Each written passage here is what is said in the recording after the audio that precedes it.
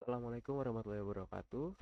Eh, Sebelumnya yang terhormat Pak Heri selaku dosen pengampu mata kuliah Kimia Fisika di semester 3 ini. Izinkan saya memperkenalkan diri Pak. Nama saya Rendra Nandika Ramadan dengan NIM 12102 0108. Hari ini saya akan membahas tentang teknologi terkini dalam produksi biogas, yang membahas tentang kemajuan, tantangan, dan perspektif masa depan. Di topik ini ada bayangan kita bahas, seperti misalnya penggunaan biogas, potensi biogas, dan peningkatan produksi. Jadi, salah satu langkah penting dalam mengatasi perubahan iklim global adalah mengurangi konsumsi bahan bakar fosil dan menggantinya dengan energi terbarukan. Nah, energi terbarukan ini seperti misalnya kayak hidrogen, angin, matahari, geotermal, dan biomasa. Kini menjadi bagian penting dalam memenuhi kebutuhan energi dunia. Sumber-sumber ini bersih, tidak habis, dan menyumbang sekitar 28% total dari konsumsi energi global. Nah, pengembangan energi terbarukan ini menjadi prioritas banyak negara karena biayanya yang semakin terjangkau semakin ke sini, serta perannya yang signifikan dalam mengelola perubahan iklim.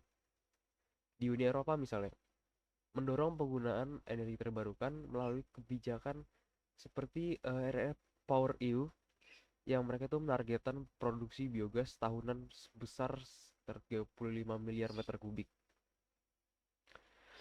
Kemudian biogas ini dia itu adalah salah satu solusi energi terbarukan yang cukup menjanjikan, eh, dengan menggunakan proses anaerobic digestion atau disingkat AD, itu memungkinkan konversi limbah pertanian dan peternakan itu menjadi semakin bersih, sehingga mereka dapat menghasilkan biogas yang terdiri dari 55% sampai 70% CH4 dan 30% sampai 45% CO2. Selain penggunaannya selain untuk listrik dan pemanas, biogas ini juga bisa dimanfaatkan sebagai bahan bakar eh, untuk alat transportasi misalnya. Nah, meski saat ini produksi biogas eh, di global yang terbesar itu ada di AS, Jerman dan Cina, EU EU27 ini baru menghasilkan sekitar 3 BCM atau 3 miliar meter kubik biometen, dan sekitar 15 miliar eh, 15 miliar meter kubik biogas per tahun. Namun produksi ini bisa ditingkatkan lagi dengan teknologi pemurnian seperti cryogenic separation, chemical absorption, dan bioconversion. Teknologi ini meningkatkan densitas energi biogas dalam menghilangkan CO2, meskipun biaya operasional dan investasinya masih sangat tinggi. Tuh. Selanjutnya, di studi terbaru ini membahas teknologi terkini dalam produksi, pretreatment, dan peningkatan kualitas biogas, termasuk menggunakan pendekatan fisiokimia, biokimia, dan nanoteknologi. Salah satunya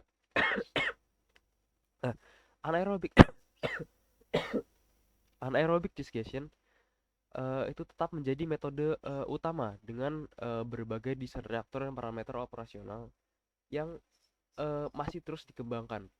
Nah, pentingnya energi terbarukan dari biomasa dan limbah biologi itu nggak hanya pada pengurangan emisi karbon, tapi juga pada penyediaan energi murah, terus akses ke sumber energi di luar jaringan, dan penghematan biaya energi fosil. Nah, dengan langkah-langkah ini, biogas dapat memainkan peran kunci dalam mencapai masa depan yang lebih bersih, hijau, dan berkelanjutan. Selanjutnya, di tingkat global, kebijakan terkait perubahan iklim dan energi ditambah dengan peningkatan penggunaan sumber daya terbarukan, ini tuh telah mendorong eh, pen- penelitian dan pembangunan pabrik-pabrik untuk memproduksi biogas. Alasan utama tren pembangunan pabrik biogas ini adalah kenaikan harga energi konvensional, terus eksploitasi bahan bakar fosil tidak terkendali, sama tantangan dalam stabilitas pasokan dan kepercayaan dalam pembelian energi.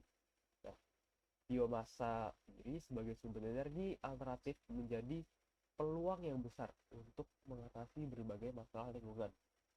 Biomasa mencakup produk organik yang beragam seperti sisa hasil panen, limbah industri, tumbuhan seperti alga, limbah peternakan, hingga sampah organik berbasis air secara umum.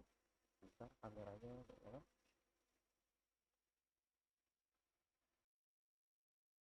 Oke, oke.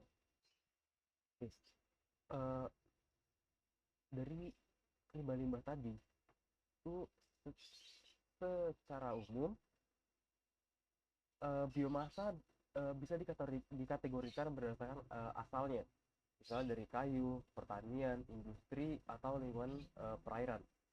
Nah, setiap jenis biomasa yang terdiri dari protein, karbohidrat, lemak, hemiselulosa, dan selulosa itu memiliki potensi yang uh, untuk digunakan sebagai substrat dalam proses produksi biogas.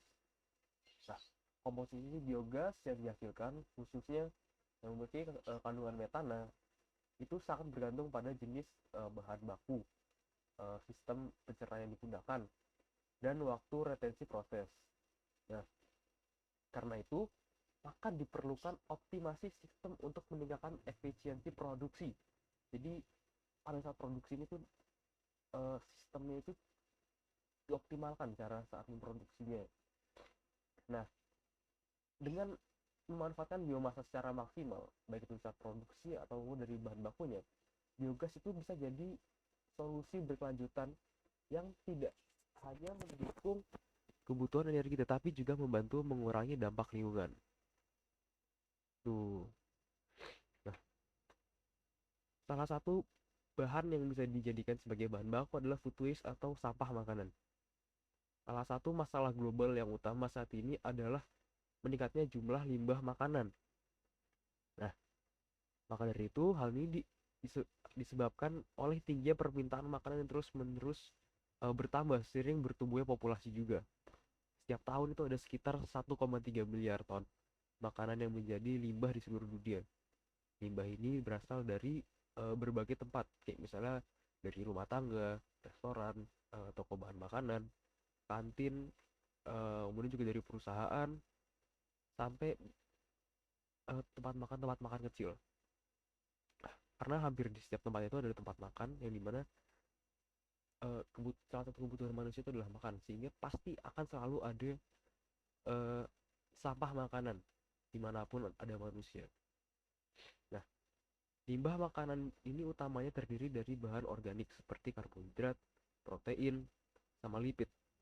Nah, dia itu bisa terurai jadi senyawa-senyawa seperti asam lemak, glukosa, dan asam amino organik ketika dia menjadi sampah. Dalam beberapa tahun terakhir, metode anaerobic digestion ini dia udah jadi pilihan utama untuk mengolah limbah ini. Nah, anaerobic digestion adalah metode yang paling umum digunakan untuk memproduksi biogas. Dibandingkan dengan metode lain seperti misalnya kayak gasifikasi, pirolisis, atau pembakaran, si anaerobic digestion ini menghasilkan lebih sedikit polusi udara dan hak limbahnya itu jadi lebih padat. Selain limbah saya ngambil bahan baku dari dari sampah makanan, ada juga bahan baku yang bisa diambil dari industri-industri. Kayak misalnya ada beberapa industri yang menghasilkan limbah berupa residu.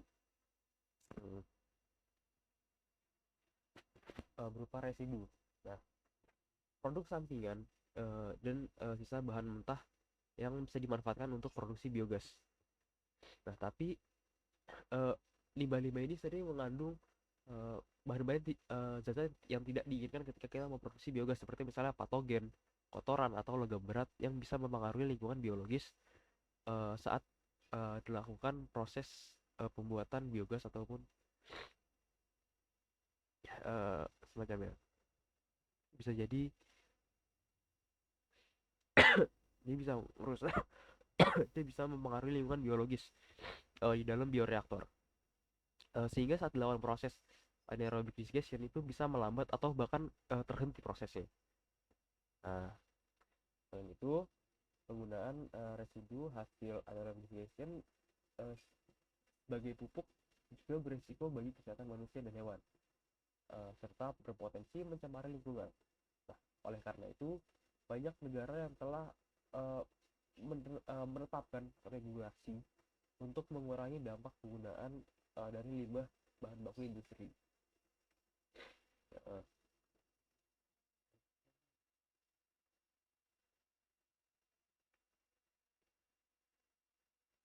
nah, limbah industri meliputi sisa dari sektor industri tekstil, industri petrokimia, pulp dan kertas, serta agroindustri. Nah, pengolahan limbah ini dipengaruhi oleh berbagai parameter, uh, kayak misalnya jenis bahan baku, pH, laju pemuatan organik atau organic loading rate, dan juga suhu. Mungkin sebagai contoh, uh, penelitian menunjukkan bahwa kinerja bioreaktor itu bisa ditingkatkan dengan konfigurasi reaktor dua tahap seperti misalnya reaktor APBR atau ASTBR, sehingga kita menghasilkan metana sebesar 0,3 liter per kilogram dengan tingkat pemuatan organik tertinggi sampai 30 kilogram jadi per meter kubik per hari. Di sektor pulp dan kertas, limbah ini dia tuh limbahnya sering berbentuk seperti lumpur, abu terbang, dan lumpur kapur. Itu dihasilkan dalam jumlah yang besar. Nah, limbah ini bisa dimanfaatkan untuk berbagai keperluan, seperti produksi biohidrogen, energi, misalnya seperti biogas dan biochar, bahan bakar, hingga bahan konstruksi seperti bahan baku dan semen. Itu hanya dari sektor pulp dan kertas. Limbah-limbah itu kadang kayak lumpur, abu terbang, dan lumpur kapur. Itu kan kayak udah nggak bisa dipakai sebenarnya, kan masih bisa dibuat jadi bahan-bahan seperti sebanyak ini kayak tadi biohidrogen energi, bahan bakar, sampai bahan konstruksi gitu. Ternyata masih bisa gitu loh, limbah-limbah yang sebenarnya kelihatannya tuh kayak bukan apa-apa lagi. Nah, terlebih sebenarnya perhatian besar itu diberikan pada produksi biohidrogen. Nah, proses ini tuh menggunakan fermentasi anaerob tanpa cahaya untuk memecah karbohidrat kompleks menjadi hidrogen. Nah, nah terus juga bisa jadi produk lainnya. Dikenal juga sebagai proses fermentasi gelap atau dark fermentation. Karena kan dia nggak kena cahaya kan. Nah, selanjutnya biohidrogen itu merupakan energi bersih karena menghasilkan uap air sebagai produk sampingannya tanpa mencemari lingkungan. Ya, ada lagi bahan baku activated sludge dari instalasi pengolahan air limbah. Ya, ribet banget ya bahasanya ya. Jadi sebenarnya simpelnya itu limbah lumpur aktif, ada activated sludge ya, limbah lumpur aktif itu dihasilkan dalam jumlah besar dari proses pengolahan air limbah dengan menggunakan limbah lumpur aktif ini. Pada tahun 2020 ada sekitar 9 juta ton limbah activated sludge yang dihasilkan di Eropa, dengan Jerman seperti produksi limbah terbesarnya sekitar 1,8 ton dari 9 juta yang ada di Eropa itu, diikuti sama Spanyol sama Prancis sebagai produsen limbah terbesarnya. Nah, limbahnya ini dia punya banyak materi organik, jadi bisa dimanfaatkan sebagai bahan baku untuk produksi biogas. Setiap ton sludge itu bisa menghasilkan sekitar 120 meter kubik biogas per ton sludge ya. Jerman aja tadi dia punya 1,8, berarti bisa bikin berapa meter kubik biogas tuh, banyak banget. Nah, terus juga dengan optimasi lebih lanjut dalam proses anaerobic digestion, biogas dari sumber ini bisa menjadi sumber energi yang signifikan karena prosesnya masih bisa dioptimalkan lagi kan, jadi dari 120 meter kubik tadi itu bisa dibikin jadi lebih tinggi lagi gitu. Nah, biogas yang dihasilkan itu dapat memenuhi kebutuhan energi dari instalasi pengolahan air limbah itu sendiri, atau digunakan dalam jaringan energi yang ada untuk menghasilkan panas dan listrik. Nah, saat ini banyak penelitian yang fokus pada peningkatan produksi biogas dari limbah selas aktif dengan menggunakan berbagai teknik pretreatment seperti kayak ultrasonifikasi, enzimatik, dan thermal pretreatment. Nah, serta pemanfaatan zeolit alami. Nah, kan selain itu limbah makanan dan limbah rumah tangga yang tadi itu yang organik adalah komponen utama dalam limbah padat kota yang juga dapat dimanfaatkan dalam proses biogas. Dan ada lagi nih conjugation. Nah, conjugation atau pencampuran dengan limbah lain seperti lignoselulosa dan limbah dari rumah pemotongan hewan atau slaughterhouse dapat meningkatkan hasil biogas. Dan juga beberapa metode pretreatment yang bisa meningkatkan produksi C4 juga dalam proses anaerobic digestion ini untuk limbah makanan. Selanjutnya dari kotoran hewan sebagai bahan baku pembuatan biogas. Ini kayak jorok ya, itu hewan ya sebenarnya ya kan. Tapi kotoran hewan ini dia punya banyak materi organik yang bisa digunakan sebagai bahan baku dalam proses produksi bioenergi. Di Uni Eropa dan Inggris sendiri itu ada sekitar 1,4 miliar ton kotoran hewan yang dihasilkan setiap tahun. Tapi cuma hanya sebagian kecil yang diambil lagi untuk diolah. Jadi kotoran hewan bersama dengan limbah tanaman dan limbah rumah tangga termasuk biomasa yang sangat cocok untuk produksi biogas. Karena limbahnya itu yang angkanya lumayan besar, eh, sebenarnya itu bisa dipakai buat memproduksi eh, biogas lagi. Jadi kan bisa memproduksi biogas dengan dalam angka yang lumayan besar karena limbah makanan sendiri itu udah berapa, kemudian limbah kotoran hewan itu berapa, kemudian lagi ada lagi limbah bahan baku dari pabrik. Kan kalau misalnya benar-benar dioptimalkan penggunaan limbah-limbah ini kan jadi nggak perlu terlalu banyak sampah yang eh, menumpuk seperti permasalahan yang sekarang ada di Indonesia di beberapa kota seperti misalnya di Jogja ataupun kota-kota besar lainnya. Sampah-sampah ini kan udah mulai jadi eh, masalah besar. Padahal sebenarnya ketika dipilah mungkin setengah dari sampah rumah tangga itu adalah sampah makanan tuh. Nah, pengolahan dan pemanfaatan kotoran hewan untuk produksi biogas itu sangat penting, terutama untuk melindungi lingkungan dan kesehatan manusia, serta menggantikan bahan bakar fosil. Di beberapa penelitian itu menunjukkan kalau pretreatment alkali itu juga dapat meningkatkan hasil produksi biogas dan CH4 dari kotoran hewan. Itu juga meningkatkan efisiensi proses anaerobik digestion. Yang terakhir, di sini salah satu bahan bakunya adalah mikroalgae. Nah, mikroalgae ini dia juga merupakan bahan baku potensial untuk produksi biogas. Biomasa dari mikroalga itu dia memiliki kandungan lignin dan selulosa yang rendah. Jadi cocok untuk produksi biogas melalui proses anaerobic digestion. Nah, mikroalga itu punya kandungan lipid dan polisakarida yang tinggi. Itu dia membuatnya menjadi sumber yang efektif untuk biogas. Selain itu, mikroalga itu juga mudah untuk dibudidayakan, tumbuh cepat, dan dapat dipanen serta dibuat menjadi biogas dengan mudah. Berbeda dengan beberapa bentuk lainnya, yaitu yang menggunakan limbah-limbah dari limbah rumah tangga, limbah kotoran hewan. Kalau mikroalga ini dia bisa kita bikin. Karena kan yang dibilang tadi itu mudah dibudidayakan, tumbuhnya terus dia cepat. Jadi kita bisa ngambil hasil panennya itu, kemudian kita olah menjadi biogas. Nah, tapi hasil biogas yang diperoleh itu bergantung pada jenis alga yang dipakai dan kondisi operasionalnya. Sebagai contoh, kayak dalam penelitian dari Koteman itu mikroalga spiruli, spirulina platensis itu digunakan sebagai bahan baku untuk produksi biogas dalam penelitian ya. Nah, yang dihasilkan itu biogas yang dihasilkan itu maksimal ada di 740 ml per gram PS pada suhu 70 derajat Celcius dengan waktu reaksi 4 jam menggunakan 6% NaOH untuk alkalin pretreatment. Nah, di penelitian lain oleh Kumari, eh, dia menggunakan chlorella pyrenoidosa yang enggak di pretreatment itu menghasilkan biogas sebesar 475 mili dan CH4 sebanyak 147 ml per dalam gram.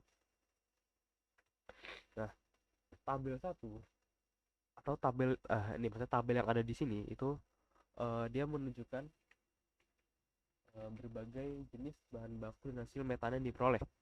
Nah, dari tabel ini kelihatan kalau apa namanya? Kelihatan kalau hasil metana untuk berbagai jenis sulfur itu ada di angka sekitar 0,0178 sampai 0,501 meter kubik per kilogram. Yang kelihatan ya. Yang paling kecil itu ada sama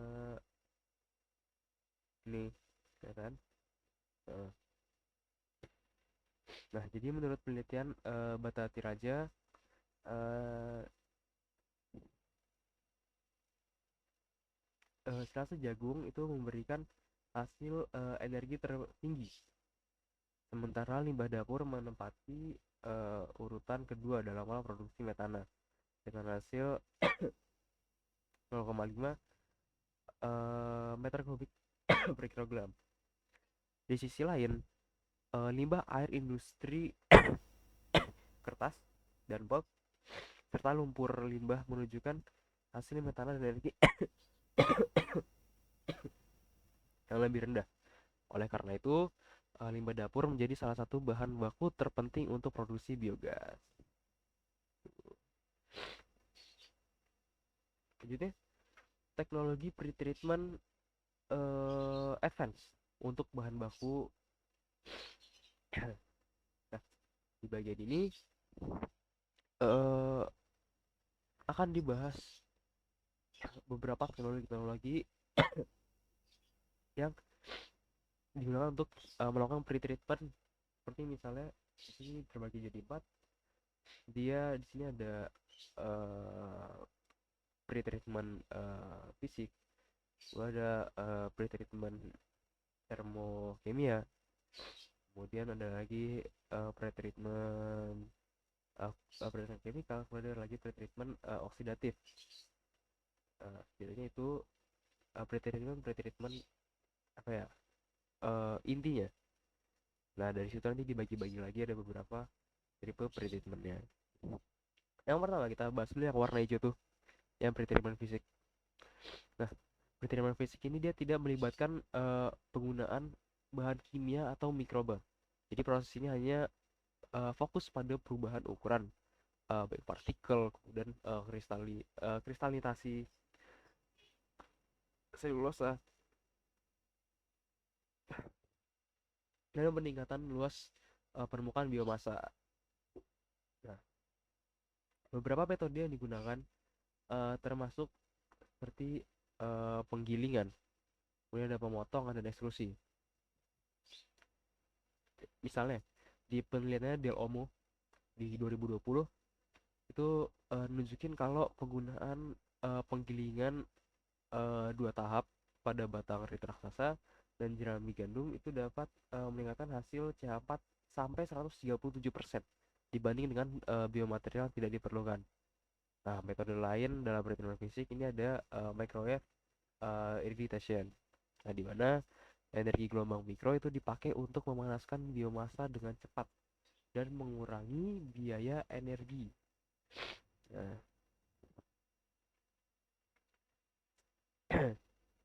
nah jadi kombinasi microwave dan ultrasonic pretreatment itu juga ditemukan dalam di mana ya? Ditemukan, oh salah. Maksudnya dan kombinasi antara microwave dan ultrasonic pretreatment itu juga ditemukan dapat menurunkan ukuran partikel biomasa dan meningkatkan ketersediaan eh, oli oligosakarida, selulosa dan hemiselulosa yang bisa mempermudah proses hidrolisis dan biodegradasi bahan dari sektor pertanian dan limbah pembuangan. Kemudian kita masuk ke pretreatment termokimia yang warna oranye di kiri bawah. Salah satu itu adalah liquid hot water pretreatment. Dia menggunakan air panas. Itu adalah salah satu metode termokimia di mana biomasanya itu diperlakukan atau ditreat dengan air panas di bawah tekanan tinggi. Jadi suhunya itu ada di sekitar 140 sampai 220 derajat Celcius. Nah, proses ini itu dia meningkatkan area permukaan biomasa, kemudian menghilangkan lignin dan memungkinkan hidrolisis dari hemiselulosa.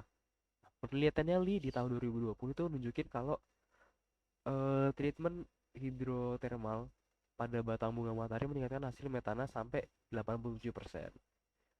Nah, satunya lagi itu adalah caranya itu steam explosion, di mana prosesnya itu biomasa dipanaskan menggunakan uap jenuh di bawah tekanan tinggi dari 5 sampai 50 bar di suhu 160 derajat sampai 250 derajat yang nantinya itu mengalami penurunan tekanan mendadak. Nah, proses ini merusak bahan lignoselulosa kemudian memudahkan degradasi bahan tersebut.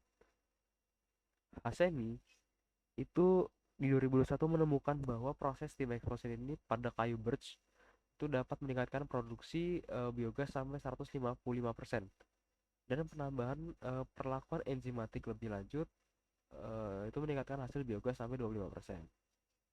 Kemudian kita masuk ke pretreatment chemical atau kimia. Jadi pojok kanan atas itu ada di warna biru. Ini dibagi jadi tiga lagi, ada alkali pretreatment, acidic pretreatment, dan organosolved pretreatment. Alkali pretreatment sendiri dia menggunakan bahan larutan alkali kayak misalnya NaOH atau KOH. Itu untuk membuka ikatan ester dan dalam biomasa berbasis lignoselulosa, meningkatkan proses hidrolisis enzimatik dalam sistem anaerobic digestion. Penelitiannya Sue dalam 2020 itu menunjukkan kalau kombinasi pretreatment alkali yang menggunakan 8% NaOH dan hidrotermal meningkatkan hasil dari biogas dari miscanthus hingga di angka 90-90,6% naiknya. Tuh. Kemudian kalau untuk yang acidic pretreatment itu dia menggunakan asam organik kayak misalnya HNO3 atau H2SO4 untuk menghidrolisis selulosa dalam biomasa. Sutar itu menunjukkan kalau perlakuan atau treatment asam panas dengan penambahan biochar itu bisa meningkatkan produksi biogas sampai 98,7%. Terus hasil metananya itu naik juga sekitar sebesar 77,4%. Yang ketiga, untuk organosolved pretreatment itu melibatkan penggunaan pelarut organik untuk mencegah lignin, uh, meningkatkan hasil metana setelah dilanjutkan dengan hidrolisis enzimatik.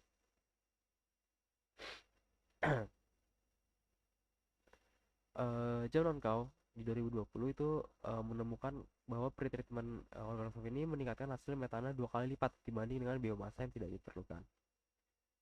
Yang ketiga ada oxidative pretreatment.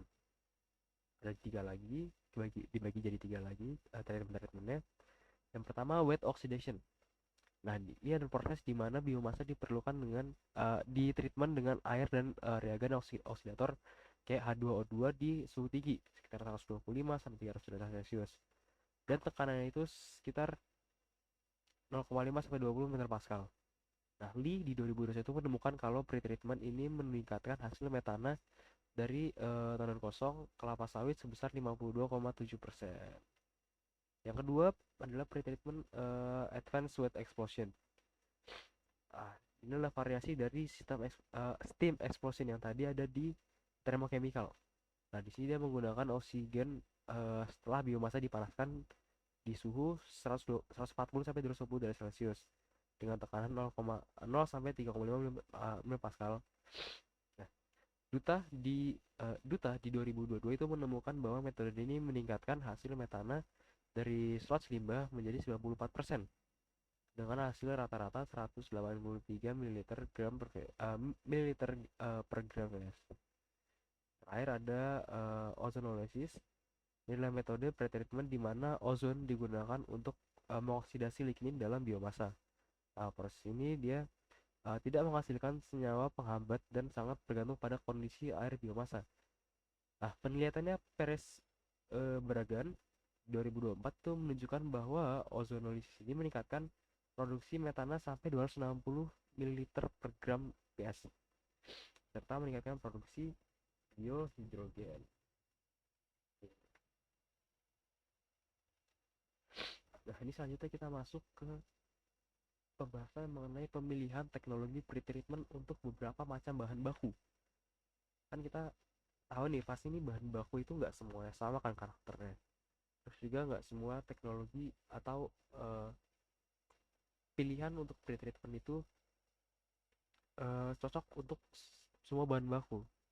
Pasti ada bahan baku dan cara treatment yang uh, lebih cocok ketika digunakan, jadi lebih efisien dan juga hasilnya itu lebih bagus. Nah, di tabel ini yang ada di layar ini itu dia menampilkan pemilihan teknologi pretreatment yang tepat. Nah, itu sangat bergantung pada jenis bahan baku yang dipakai dan tujuan biogas yang diinginkan. Nah, di tabel ini dia mengilustrasikan berbagai feedstock, bahan baku, dan teknologi pretreatment yang digunakan untuk setiap jenis bahan. Nah, secara umum, penerapan proses pretreatment yang tepat itu bisa meningkatkan efisiensi produksi biogas dan hasil metananya.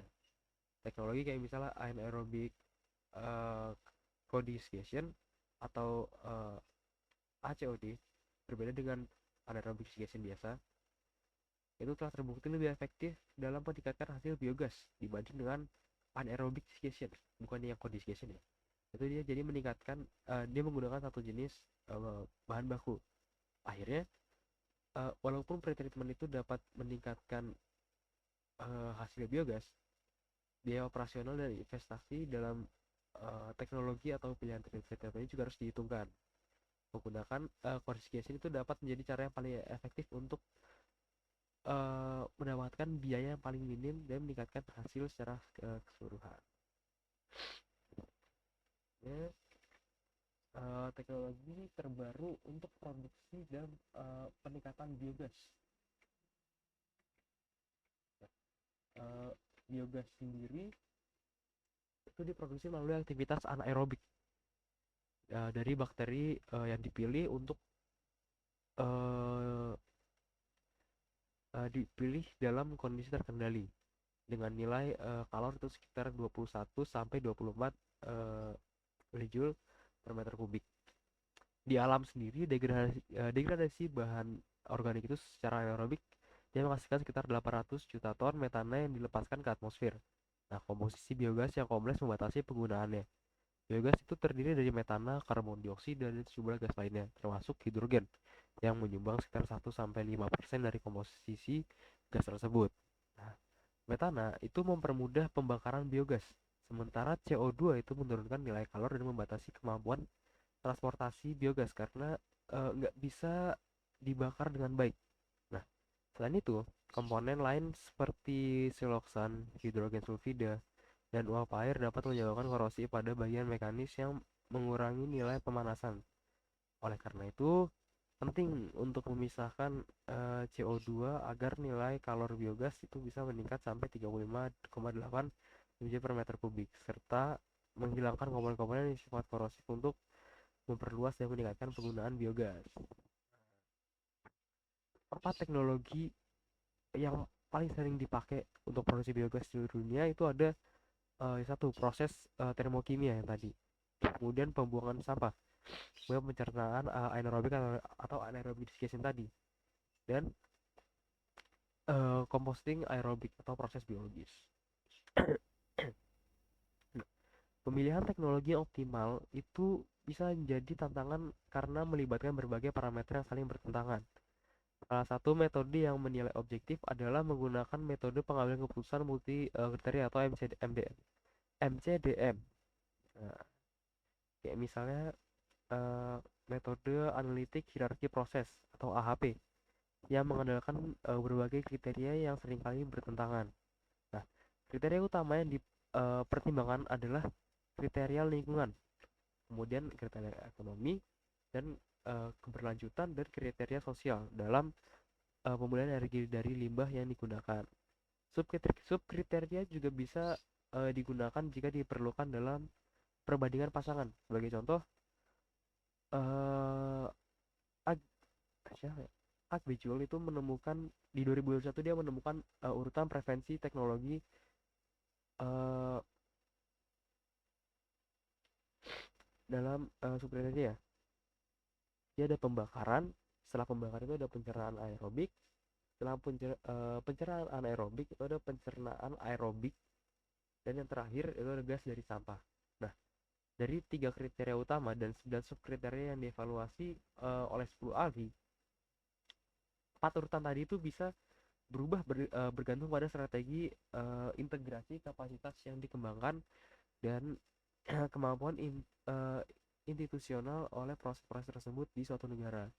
Tapi teknologi pencernaan aerobik tetap dianggap sebagai teknologi utama dalam produksi biogas, sejalan dengan target yang diterapkan oleh Uni Eropa dalam produksi biogas saat ini. Tuh, selanjutnya tahapan produksi biogas melalui pencernaan anaerobik atau anaerobic digestion. Nah, proses anaerobic digestion ini dia terdiri dari 4 tahapan dasar yang terjadi dalam digester untuk menghasilkan biogas dari biomasa organik yang berbeda. Kayak misalnya dari biomasanya itu bisa jadi dari limbah ternak, limbah industri, limbah makanan, dan sawah padat di perkotaan. Nah, keempat tahapan tersebut itu meliputi yang pertama ada hidrolisis, kemudian ada asidogenesis, asetogenesis, dan metanogenesis. Seperti yang ada di gambar, itu ada 4 kan ya. Ada yang ini hidrolisis di atas sendiri, kemudian bawahnya itu asetogenesis, um, ada asidogenesis, ada asetogenesis, dan metagenesis di gambar. Di hidrolisis sendiri itu adalah tahap pertama di mana senyawa organik itu yang bersifat insoluble itu dan bermolekul besar seperti karbohidrat, protein, dan lipid itu diubah jadi senyawa sederhana seperti asam propionat, asam formiat, dan asam butirat, serta CO2, H2, alkohol, dan aldehida. Proses ini melibatkan bakteri saprofitik dalam beberapa enzim ekstra seluler untuk memecah biopolimer besar menjadi substrat molekul kecil. Nah, di tahap ini beberapa bakteri fermentasi seperti bakteri pembusuk, Clostridia, dan Bifidobacteria memecah polisakarida dan lipid menjadi gula dan asam lemak yang kemudian menjadi komponen yang larut dalam proses. Kedua, di proses asidogenesis yang warna biru itu melibatkan bakteri asidogenik yang mengubah produk hidrolisis dan senyawa yang larut dalam air menjadi komponen seperti misalnya CO2, metanol, etanol, etanol itu alkohol, asam organik dengan H2 dengan rantai H2 pendek, dan aldehida. Produk yang dihasilkan itu seperti kayak asetat dan hidrogen itu digunakan dalam tahap selanjutnya oleh mikroorganisme metanogenik di proses terakhir nanti ya di metanogenesis itu nanti itu pakai lagi. Nah, di tahap ini produknya seperti propionat itu diubah jadi asetat, glukosa diubah jadi asetat, etanol juga diubah jadi asetat yang kemudian itu digunakan oleh mikroorganisme metagonik sebagai komponen substrat untuk menghasilkan metanol. Di tahap ketiganya ini adalah tahap di mana produk-produk yang dihasilkan dari hasil organik tadi yang tahap kedua diubah jadi asetat yang kemudian digunakan oleh mikroorganisme metanogenik. Nah, kayak misalnya mikroorganismenya itu kayak misalnya Sintropomonas, Synthropobacter itu dia mengkonversi senyawa organik menjadi asetat yang menjadikan sumber karbon untuk pembentukan metana. Terakhir, di tahap metanogenesis itu adalah tahap terakhir di mana metanogen baik yang bersifat eh, asetoklastik maupun yang mereduksi CO2 itu menghasilkan metana dan karbon dioksida. Proses ini berlangsung dalam lingkungan yang agak basah kondisinya di pH 6,8 sampai 7,2 karena metanogen ini dia mati di pH di bawah 6. Nah, pada berbagai tahap anaerobic digestion, pH suspensi berubah. Nah, pada tahap acidogenesis, pH sekitar 6 dan CO2 dilepaskan dalam jumlah besar. Nah, dalam rentang 6,6 sampai 7,5 pH-nya yang seringkali ditampung dalam disgusted disgusted disgust ya disgust ya, alatnya. Nah, biodegradasinya sangat efektif dan mikroorganismenya sangat aktif.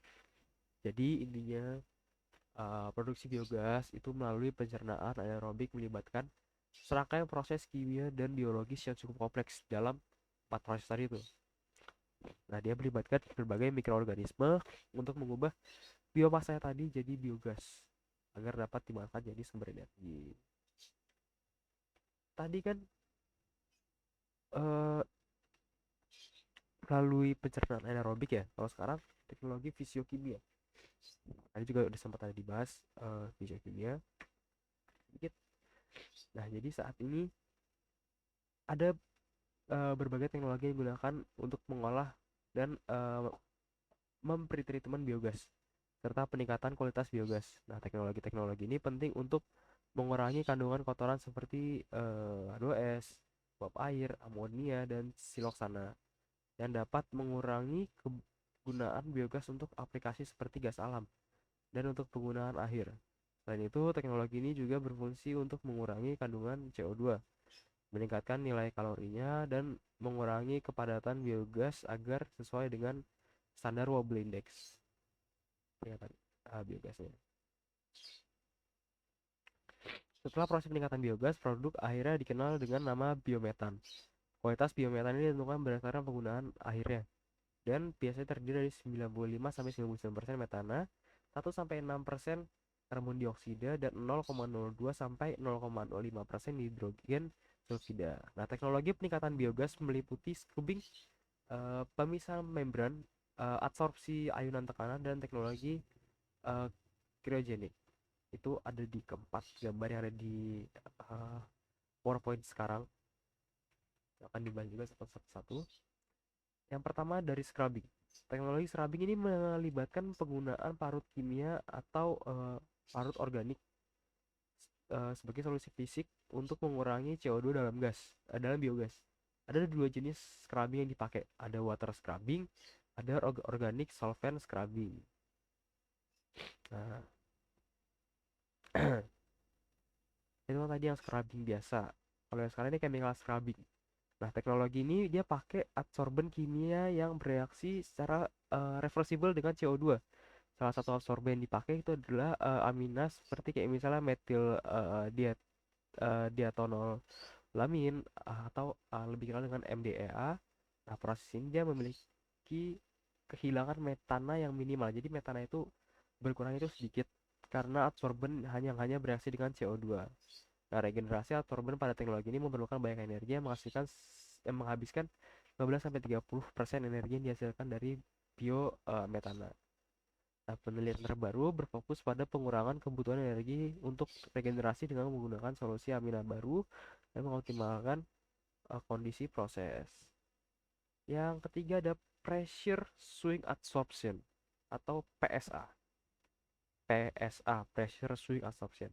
Teknologi ini memanfaatkan perbedaan dalam kemampuan absorpsi CO2 dan metana pada permukaan absorben tertentu. Proses ini dilakukan dengan perubahan tekanan dan suhu di mana CO2 terabsorpsi pada tekanan tinggi dan suhu rendah. Proses ini menggunakan bahan adsorben seperti zeolit, karbon aktif, atau gel silika. PSA itu menghasilkan metana dengan kualitas 96 sampai 98% dengan kehilangan metananya itu sekitar 1,5 sampai 2,5%. Nah, teknologi ini menggunakan proses pembakaran gas buang untuk mengurangi emisi camat ke lingkungan.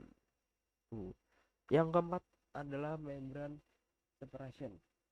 Nah, teknologi yang keempat ini dia menggunakan teknologi pemisahan membran dasarnya pada perbedaan permeabilitas gas melalui pori-pori membran. CO2 itu lebih permeable daripada CH4 karena ukurannya molekulnya itu lebih kecil. Proses ini dilakukan di tekanan 7 sampai 20 bar. Tuh. Oh, yang kelima ada lagi cryogenic technology. Cryogenic technology ini dia menggunakan suhu rendah dan tekanan tinggi. Cryogenic, suhu rendah dan tekanan tinggi untuk mengkondensasi CO2, sementara C4 itu berada dalam fase gas karena perbedaan tingginya.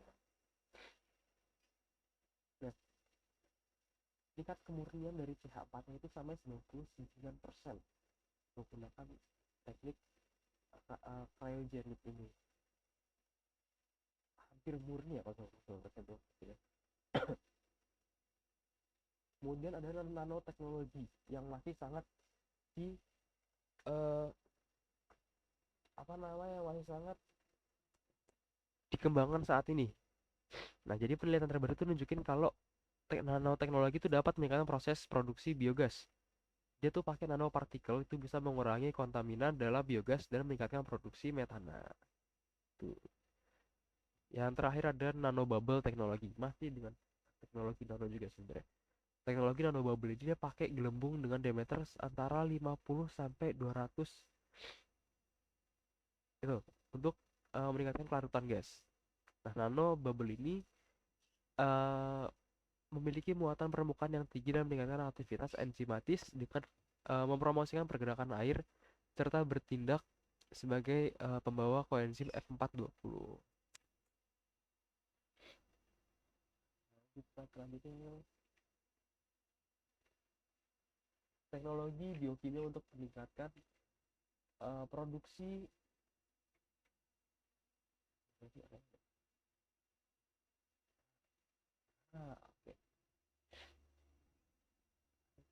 Dalam penempatan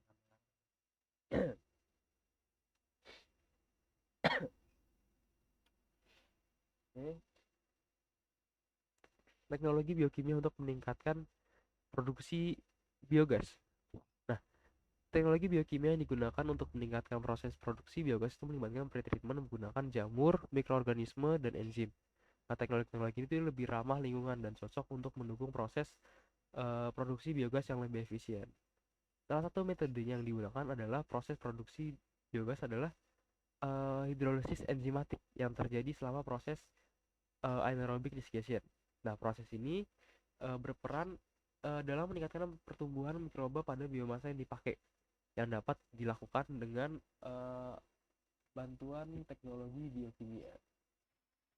Oke, ya, selanjutnya kita lanjut bahas. Jadi berbagai enzim kayak misalnya cyanase, protease, selulase, dan amniotik, liptik itu digunakan untuk mengoptimalkan proses pencernaan aerobik di biomasa lignoselulosa. Nah, enzim ini membantu menghindari pembentukan senyawa penghambat. Nah, meningkatnya laju produksi gula dan hasil biogas. Teknologi pre-treatment itu sering diperlukan sebelum hidrolisis enzimatik untuk hasil yang lebih optimal. Nah, penelitian menunjukkan bahwa campuran enzim dapat meningkatkan produksi biogas secara signifikan, misalnya 60% dan 76%. Pada limbah biologis berminyak, biosurfaktan digunakan untuk meningkatkan aktivitas enzim.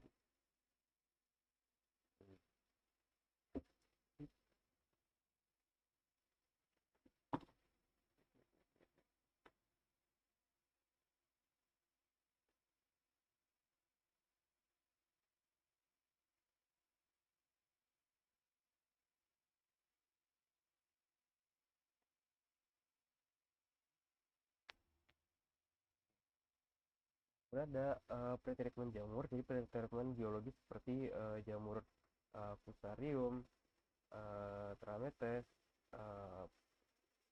jamur Phanerocyte itu efektif dalam delignifikasi biomasa lignoselulosa. Nah, pada suhu rendah. Enzim lignolitik seperti lakase, manganes, dan peroksidase lignin memegang peranan penting.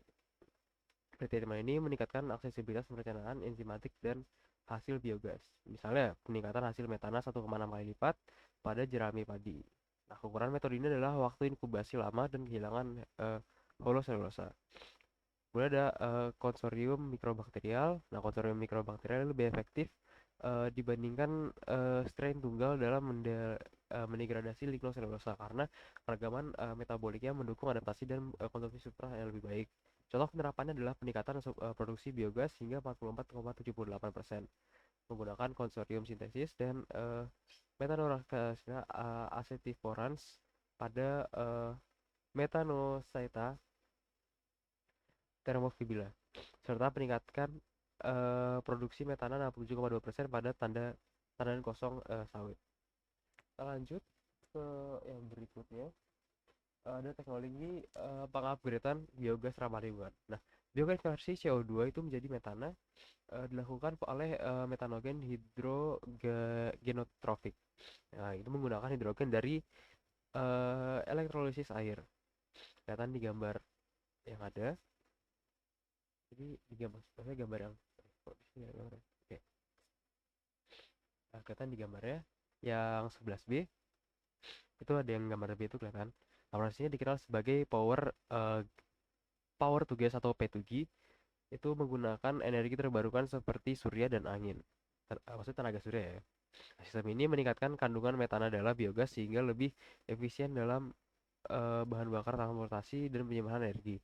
Tiga jenis metanogen yang digunakan adalah hidrogenotrofik, acetotrofik, dan homoacetegon. Nah, ada tiga jenis sistem biokonservasi. Ada in situ, ex situ, dan hibridra. In situ itu menggabungkan digester anaerobik dan elektrolisis air. Ex situ itu memisahkan produksi biogas kasar dan reaktor penghilang CO2.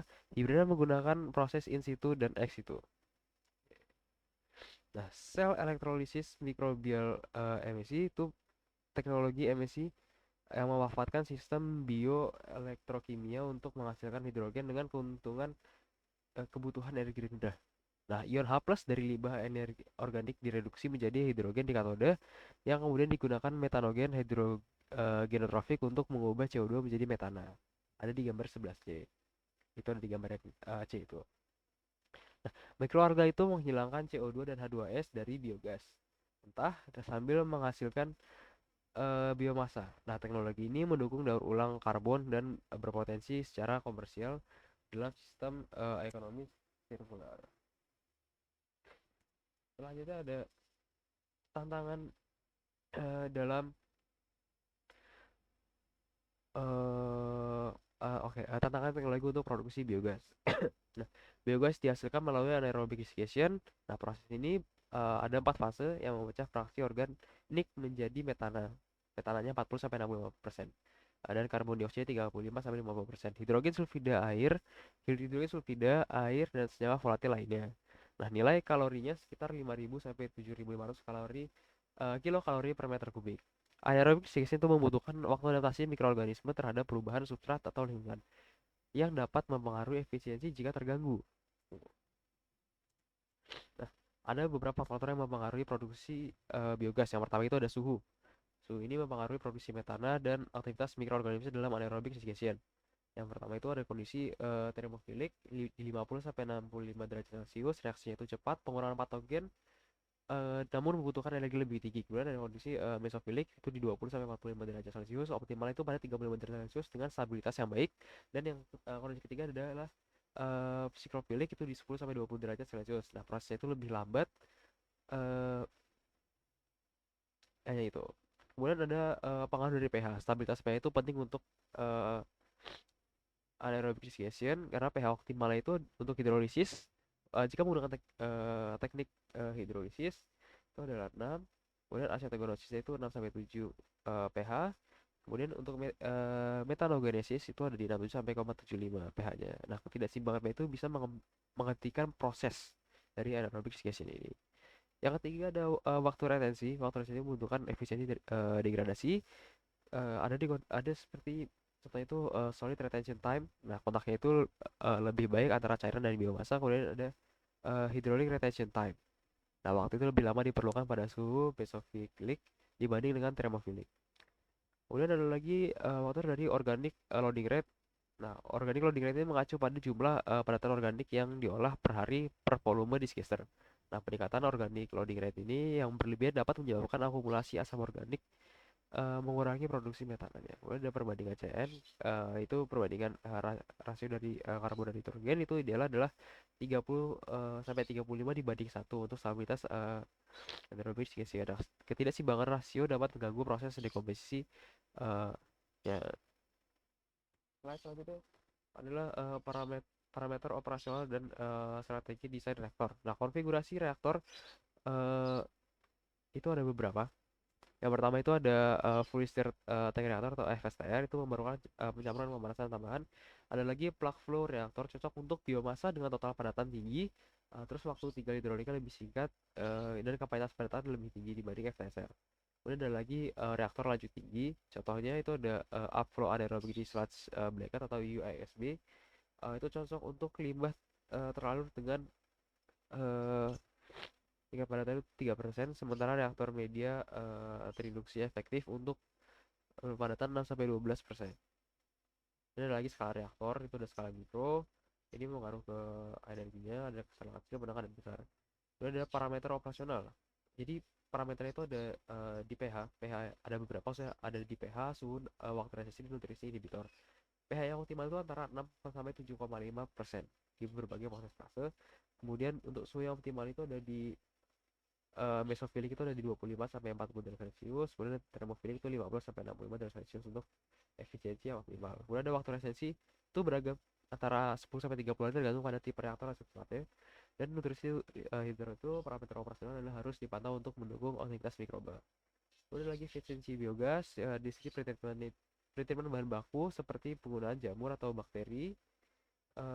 Kemudian yang terakhir itu sistem laju tinggi menggunakan metode seperti fixed film digester atau reaktor bedded, terinduksi dengan waktu tinggal hidrolik pendek sekitar 6 sampai 10 hari.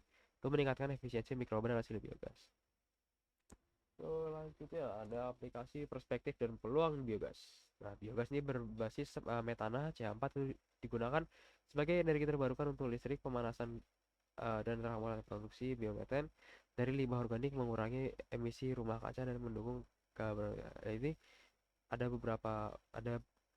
ada beberapa yang akan dibahas. Itu ada pertama ada faktor ada bahan baku itu meliputi residu pertanian yang misalnya limbah ternak dan biomasa lain. Nah, Uni Eropa sendiri dia memanfaatkan 70% bahan baku dari sektor pertanian untuk pabrik biogas. Kemudian di global itu pada tahun 2019 itu menggunakan eh apa namanya, ini dia produksinya itu dia bisa sampai 19,5 gigawatt. Nah, ini dia meningkat karena tingginya biaya bahan bakar fosil dan dorongan konservasi alam sumber daya alam. Ya, jadi gas alam terbarukan itu untuk pemanasan domestik dan industri. Nah, biasanya biogas itu digunakan langsung untuk memasak atau penerangan, terutama di desa. Nah, karena biaya itu lebih murah, penggunaan dan emisinya lebih rendah. Nah, kemudian tapi peningkatan kualitas biogas dilakukan melalui metode kimia, fisika, ataupun biologis untuk meningkatkan kadar metana. Faktor produksi biogas meliputi waktu, retensi, nutrisi, pH, suhu, dan laju ubat. Selanjutnya ada pembangkit listrik. Nah, jadi sebagai energi terbarukan, biogas mendukung kebutuhan energi bersih energi bersih. Pada 2019, biogas itu menyumbang sekitar 45 terawatt hour per tahun untuk listrik global. Nah, potensi biogas dari limbah pertanian dan ternak cukup besar, seperti di Iran masing-masing menghasilkan 6.500 ya sekitar 6.542 meter kubik dan 11.523 juta meter kubik per tahun. Biogas sebagai bahan bakar transportasi. Nah, ya, biogas itu dapat ditingkatkan kualitasnya dia jadi biometen untuk transportasi atau disuntikan ke jaringan gas alam. Di 2030 nanti sektor transportasi di Uni Eropa prediksi mulai menggunakan eh, bahan utama metana, bio CH4 dalam potensi pengembangan di aplikasi maritim. Kemudian biogas untuk sel bahan bakar. Biogas ini juga sebagai bahan bakar sel atau FC untuk menghasilkan energi bersih tanpa emisi langsung. Gas hidrogen dari biogas mendukung efisiensi dalam konversi energi melalui proses gasifikasi atau anaerobic digestion. Yang kelima, ini ada biogas untuk produksi bahan bakar berkelanjutan. Nah, biogas kaya akan metana dan karbon dioksida dapat diolah menjadi bahan kimia berharga seperti asam asetat, metanol, hidrogen. Prosesnya itu seperti pirolisis dan biogas steam reforming atau BSR. Ini menawarkan peluang industri dalam memanfaatkan biogas untuk produk bernilai tambah sekaligus mengurangi emisi gas rumah kaca. Nah, kesimpulan dari review kali ini adalah produksi biogas itu punya potensi yang sangat besar dalam mitigasi emisi gas rumah kaca dan penyimpanan karbon karbon. Pada 2022 sendiri itu 50% produksi global itu berasal dari Eropa. Dengan Jerman penyumbang utama itu 20%, di mana 90% bahan baku dari limbah pertanian. Nah, pretreatment itu terbukti meningkatkan hasil metana hingga 190%. Pretreatment doang ini, dari pretreatment doang. Seperti pretreatment kotoran babi berbasis membran yang meningkatkan hasil metana hingga 49%. Itu 49% itu sudah lumayan tinggi, apalagi kalau misalnya kita bisa sampai 190%. Nah, teknologi berkelanjutan seperti biofixation CO2 oleh mikroalga, sel elektrolisis mikroba, dan biokonservasi CO2 menjadi metana itu telah menunjukkan efisiensi tinggi dengan hasil CH4 atau metana sebesar lebih besar dari 97%. Nah, penelitian di masa depan itu perlu berfokus pada pengembangan teknologi yang lebih hemat, biaya lebih ramah lingkungan, atau mendukung produksi biogas agar lebih efektif. Ini biasa aja. Terlewat. Oke, thank you.